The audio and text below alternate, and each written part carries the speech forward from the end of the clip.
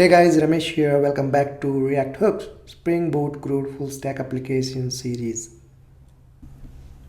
In this video, we are going to create a React application. Well, before creating a React application, make sure that you have installed Node.js and NPM on your machine. If you haven't installed Node.js and NPM, then head over to Node.js official website download page and download Node.js as per your operating system and install in your machine. Okay, so npm come along with Node.js, so you don't have to install npm separately. Next, we are going to use a text editor, so that is Visual Studio Code IDE. Okay, so in order to develop a React application, we are going to use VS Code IDE. So make sure that you have installed Visual Studio Code IDE on your machine.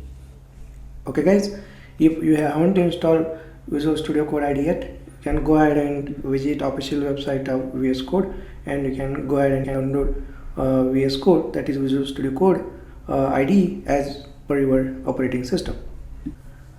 Well, once a setup is ready, then create a folder called react_js on your file system and open Visual Studio Code IDE within this folder. Okay, great. Now what we will do, we will open a terminal in VS Code IDE, and from the terminal we are going to create a React application. Alright, so one more important thing is we are going to use create React app CLI tool. Create React app CLI tool. So this is kind of a popular tool that we can use to create a React application with no configuration. Okay, so we can use couple of commands. Here you can see npx create React app command followed by name of the React application and npm start. So these are the couple of commands that we can use to quickly create React application and quickly run the React application. Well, head over to VS Code again, and in a terminal just type node -v in order to check node version, and just type npm-v to check npm version. Alright, so let's go ahead and let's use npx followed by create React app. This is the command followed by name of the React application. Let's say React hooks frontend, something like that. Hit enter. So this will take couple of minutes to create a React application and set up the React application. Alright guys, React application is successfully created, and you can see here React hooks frontend project is created. We'll go to terminal again, and you can see these are the couple of commands that we need to use. So just type cd and then React hooks frontend. So before starting our application using npm start, you need to move into project. Okay, now let's go and let's type the command npm start to start a React application. So look at here, a React application is running on a development server on port 3000. So let's head over to Chrome browser and let's access React application with port 3000. Okay, so let me go to Chrome browser. In a new tab, just type localhost :3000, and there we go. Alright, our React application is up and running. Now let's go back to VS Code IDE and let's quickly explore the project structure of our React application. Let's begin with package.json file. Well, package.json file basically contains all the dependencies that we are using in our React application. For instance, a React library we are using with the latest version 17 plus. We are using React DOM, React scripts. Okay, and here you can see couple of scripts that we need to use to start the React application, to build the React application, and to test the React application. Okay, and you can see at the bottom these are the few browser specific settings. Alright guys, so package.json basically contains dependencies and its version and scripts that needs to execute okay, and name of the project, version of the project, etc. Okay, so whatever the dependencies that we install by using npm, that will be updated in package.json. That we will see once we install Bootstrap and other libraries. Alright, next go to public folder. Within the public folder we have index.html file.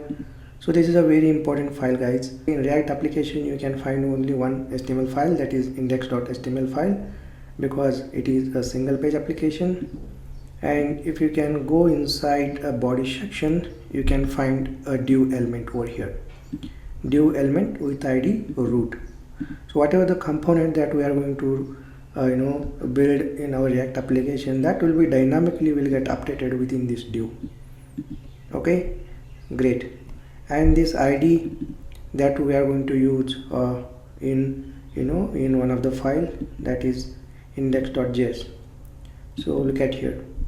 So basically we get a div by using this document.getElementById method, and we render a component within this div with id root.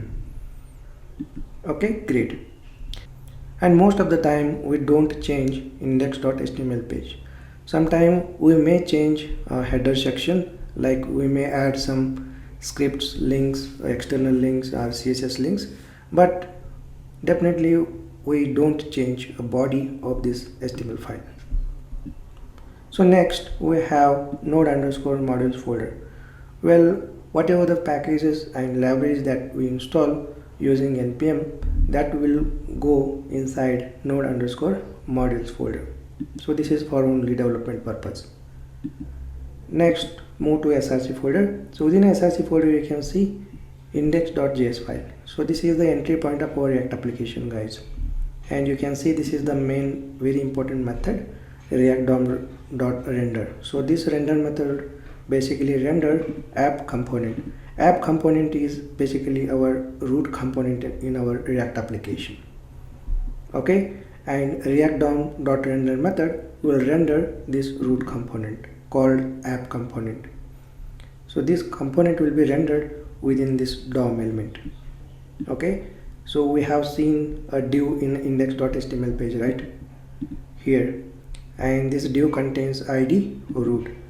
Alright, so this div will be retrieved here by using document.getElementById, and then this app component will be rendered within this div with id root.